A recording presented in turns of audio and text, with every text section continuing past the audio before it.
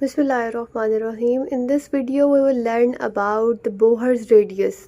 ठीक है, यानी कि हम बोहर्स मॉडल के बारे में पढ़ेंगे। बोहर ने जो है ना वो मैथमेटिकल कैलकुलेशंस या फिज़िकल कैलकुलेशंस के थ्रू जो है हमें बताया कि अगर हम लोगों को रेडियस फाइंड आउट करना हो किसी भी आइटम का, तो हम किस तरह से उसके लिए एक्सप्रेशन डिराइव आउट करेंगे। और फिर अगर हमें वेलोसिटी फाइंड आउट करनी हो तो हम किस तरह से निकालेंगे। अगर हमें पोटेंशियल एनर्जी और काइनेटिक एनर्जी फाइंड आउट करनी हो तो हम क्या करेंगे कि हमें पोटेंशियल और काइनेटिक एनर्जी का पता लग सके। तो बोहर ने बहुत सारी चीज़ों को फाइंड आउट करने में हमारी बहुत हेल्प की थी, यानी कि बोहर मॉडल जो है वो लेटेस्ट मॉडल जो है वो कंसिडर किया जाता है।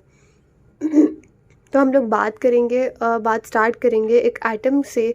ये हमारे पास एक एटम की पिक्चर आप लोग को फिगर नज़र आ रही है। इसमें हमारे पास ये जो सेंट्रल में लिखा है ZE पॉजिटिव, इसका मतलब है प्रोटॉन्स इनसाइड द न्यूक्लियस। ठीक है, Z का मतलब होता है एटॉमिक नंबर, तो मतलब कि जितने भी एटॉमिक नंबर होंगे इसका मतलब उतने ही प्रोटॉन्स प्रेजेंट है। तो Z का मतलब है कि जितने भी प्रोटॉन्स हैं वो, और E पॉजिटिव मतलब जितने भी प्रोटॉन्स हैं। तो E नेगेटिव का मतलब क्या है कि इलेक्ट्रॉन्स हैं ये। और according to the model of Rutherford, उन्होंने क्या कहा था कि सेंटर में जो होता है वो न्यूक्लियस प्रेजेंट होता है और साइड पर जो होते हैं वो इलेक्ट्रॉन्स जो है वो मूव कर रहे होते हैं। तो उन्होंने सेंटर में जो है वो न्यूक्लियस दिखाया, साइड पर इलेक्ट्रॉन्स मूव कर रहे हैं। अब जब इलेक्ट्रॉन मूव कर रहा है तो यकीनन उसकी कोई ना कोई वेलोसिटी होगी जिसको हमने कहा v, और यकीनन इलेक्ट्रॉन के दरमियान में और न्यूक्लियस के दरमियान में कोई ना कोई डिस्टेंस तो होगा जिसको हमने कहा r, यानी कि रेडियस। और इलेक्ट्रॉन का मास तो होता ही है, ये तो हमें पता ही है। ठीक है, तो ये 3-4 चीज़ें उसने फिक्स की। उसके बाद अब जब हम बात करते हैं ना किसी भी पॉजिटिव और नेगेटिव चार्ज के बारे में, तो उनके दरमियान में इलेक्ट्रोस्टैटिक फोर्स ऑफ अट्रैक्शन होती है, जो हम लोगों ने कहाँ से फाइंड आउट की थी, कूलम्स लॉ से। हमने कूलम्स लॉ में क्या पढ़ा था, हमने पढ़ा था कि F जो होता है ना, FE is equals to K। ठीक है, क्या पढ़ा था, K Q1 Q2 over R का स्क्वायर, ऐसे पढ़ा था हमने। ठीक है, अब नेक्स्ट में अगर हम डिराइव करना चाह रहे हैं, हमने क्या किया, Q1 ये है, Q2 ये है, इनकी वैल्यूज़ को हम पुट करेंगे यहाँ पे। तो हो जाएगा FE is equals to K। Q1 की जगह पे हम लिखेंगे ZE पॉजिटिव और Q2 की जगह पे लिखेंगे E नेगेटिव। ठीक है, और डिवाइड में क्या लिख देंगे हम, R का स्क्वायर। यहाँ तक समझ आ गई आप लोगों को। अब देखें, आप लोगों को याद होगा कि जब हम लोगों ने कूलम्स लॉ डिराइव किया था, तो कूलम्स लॉ डिराइव करने में हमने बताया था कि जो K होता है, ये K जो होता है, K is equals to 1/4 pi epsilon naught होता है। ठीक है, तो अब हम इसकी जगह पर ये वैल्यू पुट कर देंगे। और दूसरी चेंजिंग हम क्या करेंगे कि ZE पॉजिटिव और E नेगेटिव, ये दोनों क्या हैं, चार्जेस ही है ना। तो हम जैसे Q1 Q2 को एक दूसरे के इक्वल करते थे तो हम स्क्वायर लिखते थे। ठीक है, क्योंकि चार्ज सेम होता है। इस पर भी चार्ज वही होगा, 1.67 मल्टीप्लाई 10⁻⁻19 होता है, आई थिंक सो, दोनों का ही। तो दोनों का सेम होगा, इसलिए हम इसको E का स्क्वायर लिखेंगे। तो हम क्या करेंगे, FE is equals to K ZE का स्क्वायर डिवाइडेड बाय R का स्क्वायर। सॉरी, मैं K की वैल्यू पुट करना भूल गए। हम लोग नेक्स्ट स्टेप में K की वैल्यू पुट करेंगे, 1/4 pi epsilon naught dot ZE का स्क्वायर डिवाइडेड बाय R का स्क्वायर। ठीक है, यहाँ तक समझ आ गई। इसको हमने कहा ये हमारे पास है इक्वेशन नंबर 1।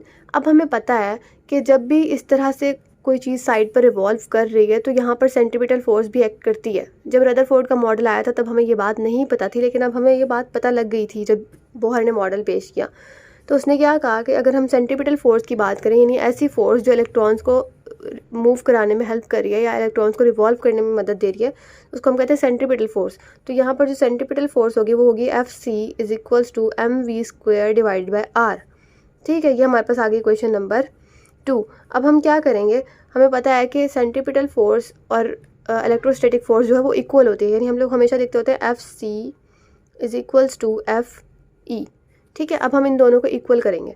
तो FC को अगर हम देखें तो ये होता है MV square divided by R is equals to FE को अगर हम देखें तो ये होता है 1/4 pi epsilon naught dot ZE square over R का स्क्वायर। ठीक है, यहाँ तक आप लोगों को समझ में आ गई। अब आपने क्या करना है कि R स्क्वायर को उधर ले जाना है और इस MV स्क्वायर को यहाँ नीचे लाकर डिवाइड कर देना है। अब हम ऐसा क्यों कर रहे हैं, हम इस R को यहाँ पर क्यों नहीं ला रहे, क्योंकि अगर हम इस R को वहाँ पर ले जाएंगे तो R डिवाइड बाय R का स्क्वायर, ऊपर वाला R नीचे वाले एक R को कैंसिल करेगा, तो हमारे पास ओवरऑल एक्सप्रेशन क्या बनेगा, 1/R। अब जब हमें R फाइंड आउट करना है, 1/R फाइंड आउट नहीं करना, तो इस वाले पूरे फैक्टर को हम डिवाइड करेंगे 1 से। तो मतलब ये चीज़ें बहुत कॉम्प्लेक्स हो जाएंगी, इससे अच्छा है कि आप स्क्वायर वाली वैल्यू को वहाँ पर ले जाएं। तो अब हम क्या करेंगे, R square divide by R is equals to ZE का square divide by 4 pi epsilon naught dot R square dot M V square. R square तो वहाँ ले गए ना, तो ये नहीं आएगा यहाँ पे, एम वी स्क्वायर। अब हमने इसको यहाँ पर छोड़ दिया, ये हमारे पास एक अल्फ़ा इक्वेशन आ गई है, ठीक है। आर की हमारे पास क्या आ गई है, वैल्यू। अब हमने क्या करना है, हमें पता है कि जो एंगुलर मोमेंटम होता है इलेक्ट्रॉन का, ठीक है, एंगुलर मोमेंटम जो होता है इलेक्ट्रॉन का, इसकी वैल्यू भी हम लोगों ने डिराइव आउट की थी। इसकी वैल्यू भी क्या आती है, M V R is equals to N H divided by 2 pi. ये जो एच है ये प्लैंक्स कांस्टेंट होता है। एम वी आर का आप लोगों को पता है कि मास, वेलोसिटी और रेडियस, और पाई की वैल्यू आप लोगों को पता है, और एन जो होगा नंबर ऑफ ऑर्बिट, जो भी होगा नंबर ऑफ नंबर, उसके अकॉर्डिंग हम लोग करेंगे। अब नेक्स्ट हमारे पास क्या है, यहाँ से हम लोगों ने क्या करना है, इसमें v आप लोगों ने साइड पे करना है v, और बाकी सारा फैक्टर वहाँ ले जाना है, क्योंकि हम लोगों को v की वैल्यू यहाँ पर फाइंड आउट करनी है। r की वैल्यू तो आ गई ना हमारे पास, अगर हमें रेडियस फाइंड आउट करना होगा, वेलोसिटी दी हुई होगी तो हम इसमें पुट कर देंगे सारा एक्सप्रेशन, और अगर हमें जो है वो वेलोसिटी फाइंड आउट करनी होगी तो अब हमें उसका वो निकालना है एक्सप्रेशन। तो वेलोसिटी फाइंड आउट करने के लिए हम क्या करेंगे, v को इधर ही रखेंगे, बाकी फैक्टर को वहाँ ले जाएंगे, N H divide by 2 pi M R. अब नेक्स्ट स्टेप हमारा क्या है, नेक्स्ट स्टेप हमारा ये है कि हमने यहाँ पर स्क्वायर लेना है, ठीक है। क्यों हमने स्क्वायर लेना है, क्योंकि यहाँ पर आपके पास v का स्क्वायर आपको नज़र आ रहा है, तो यहाँ पर हम जब वैल्यूज़ का स्क्वायर लेंगे, v का square is equals to n का स्क्वायर, h का स्क्वायर डिवाइड बाय 4 पाई का स्क्वायर, m का स्क्वायर, r का स्क्वायर, ये आ गया। अब आपने क्या करना है, इस v की वैल्यू को यहाँ पर पुट करना है इसके अंदर, ठीक है। जब हम इस v की वैल्यू को हमने यहाँ पर पुट करना है, जब हम इस ये वाला पूरा फैक्टर उठा के इस जगह पर पुट करेंगे तो हम देखते हैं कि कौन सी चीज़ें एक दूसरे को कैंसिल आउट करेंगी। ये था हमारे पास v स्क्वायर की वैल्यू। अब आप लोग सोच रहे होंगे कि हम v स्क्वायर की वैल्यू क्यों निकाल रहे हैं, या फिर हम r की वैल्यू जो है वो क्यों निकाल रहे हैं। तो आप लोगों के लिए एक छोटा सा वो है जवाब, आसान सा, वो ये कि अगर फॉर एग्जांपल आप लोगों को कहा है कि आप लोग रेडियस निकालें, मतलब r निकालें, लेकिन आप लोगों को v की वैल्यू दी ही नहीं हुई, जब आपको v की वैल्यू ही नहीं पता होगी, जब उन्होंने आपको दी नहीं है v की वैल्यू, तो आप लोग किस तरह से r निकालेंगे, ठीक है।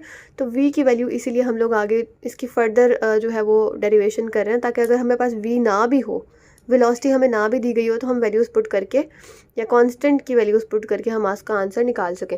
तो अब हम लोगों ने क्या करना है, हमने v स्क्वायर की वैल्यू को r का जो हमारे पास एक्सप्रेशन आया था, r का एक्सप्रेशन लिख लेते हैं पहले, r is equals to ji E का square divided by 4 pi epsilon not M V square, ये था ना हमारे पास। इसमें हमने v स्क्वायर की वैल्यू पुट कर देनी है। जब हम v स्क्वायर की वैल्यू पुट करेंगे, एक्सप्रेशन क्या बनेगा, r is equals to Z E का स्क्वायर, ठीक है, divided by 4 pi epsilon not m, और v स्क्वायर की जगह पे ये वाला पूरा एक्सप्रेशन, n का स्क्वायर, h का स्क्वायर डिवाइडेड बाय 4 पाई का स्क्वायर, m का स्क्वायर और r का स्क्वायर, ये वैल्यू आ गई। अब आप लोगों को पता है कि जब भी हमारे पास डिवाइड के बाद, डिवाइड में इस तरह की चीज़ होती है ना, यानी इसके डिवाइड में ये और ये, तो ये वाला फैक्टर हम ऊपर ले जाते हैं। किस तरह से, फॉर एग्जांपल अगर आपके पास 2 डिवाइड बाय 3 डिवाइड बाय 4 इस तरह होता है ना, तो हम लोग 4 को ऊपर ले जाके मल्टीप्लाई करा देते हैं। इसी तरह हम थर्ड वाले फैक्टर को ऊपर ले जाके मल्टीप्लाई करा देंगे। जब हम इसको ऊपर लेके जाएंगे तो क्या आएगा हमारे पास, r is equals to ji E square 4 pi square m square r square divided by 4 pi epsilon not m n का स्क्वायर और h का स्क्वायर। अब देखें इसमें से क्या क्या चीज़ें जो हैं वो कैंसिल आउट हो रही हैं। 4 से कैंसिल आउट हो रहा है, पाई एक पाई से कैंसिल आउट हो रहा है, m एक m से कैंसिल आउट हो रहा है, ठीक है। तो ये चीज़ें जो थी हमारे पास वो कैंसिल आउट हो रही थी, तो हम लोगों ने इनको कैंसिल कर दिया।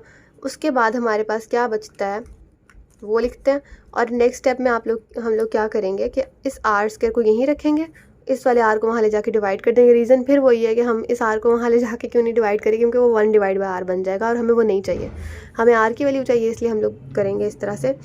तो r का स्क्वायर जो है यहीं रखेंगे, और ये तो अब हम क्या करेंगे, ऊपर क्या आएगा, n square h square dot epsilon not, और डिवाइड में क्या आ जाएगा, जी ई का स्क्वायर r का स्क्वायर, बल्कि सॉरी r का स्क्वायर नहीं, r का स्क्वायर डिवाइड बाय r, तो ये r से कैंसिल हो जाएगा, ठीक है।